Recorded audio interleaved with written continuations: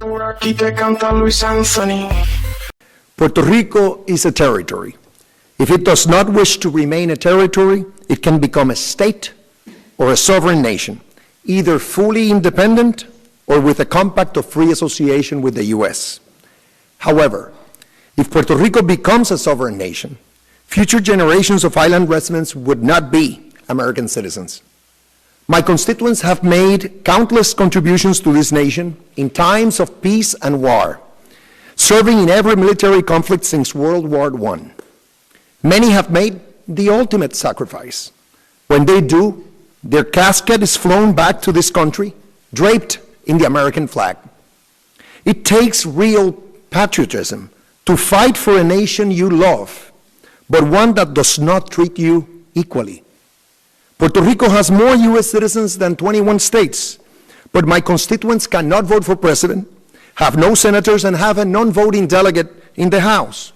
Moreover, the Constitution gives Congress license to treat territories worse than states, and Congress often uses that license. Territory status is the root cause of the crisis in Puerto Rico, because Puerto Rico is treated unequally under federal programs. It is deprived of critical economic support. To compensate, the Puerto Rico government has borrowed heavily, which helps explain why the government and its instrumentalities have $72 billion in debt. In recent years, 250,000 island residents have relocated to the states, and these numbers are only growing. Once in the states, they're entitled to full voting rights and equal treatment under the law, rights they lack in Puerto Rico. Let me mention two of the many ways that Puerto Rico's status hurts the quality of life of my constituents. First, Puerto Rico is treated unequally under Medicaid and Medicare.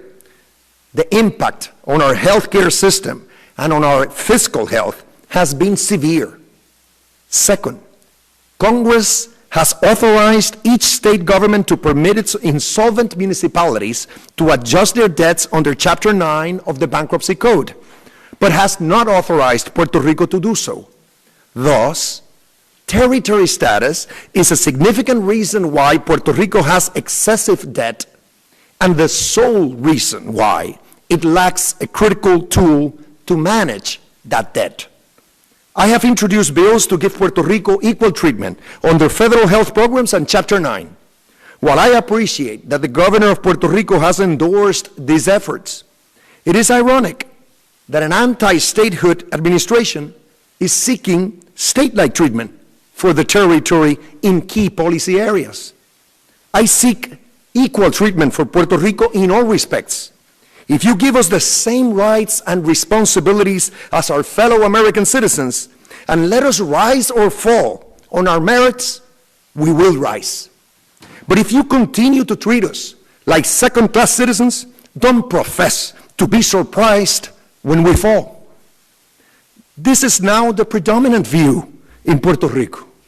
In a 2012 referendum, a majority of voters rejected territory status, and more voters expressed a desire for statehood than any other option. At my initiative, Congress approved funding for a federally sponsored referendum. Once I have the opportunity, I will use this funding to hold a vote on whether Puerto Rico should be admitted as a state, just like Alaska and Hawaii did. This is logical. Statehood won the 2012 referendum, so we should now vote on statehood itself. This is also fair. Those who support statehood can vote yes, and those who oppose it can vote no. This approach has brought support in Congress. I have introduced a bill to authorize a vote in Puerto Rico on whether the territory should be admitted to the Union. If a majority of voters say yes, Puerto Rico would become a state within 5 years. The bill has 109 co-sponsors from 39 states and territories. More bipartisan backing than 99% of bills filed this year. Each co-sponsor refutes the cynical argument that the U.S. would not accept Puerto Rico as a state. Puerto Rico's status is intolerable, and my constituents will no longer tolerate it. We want equality under the American flag, and we will settle for nothing less. Thank you.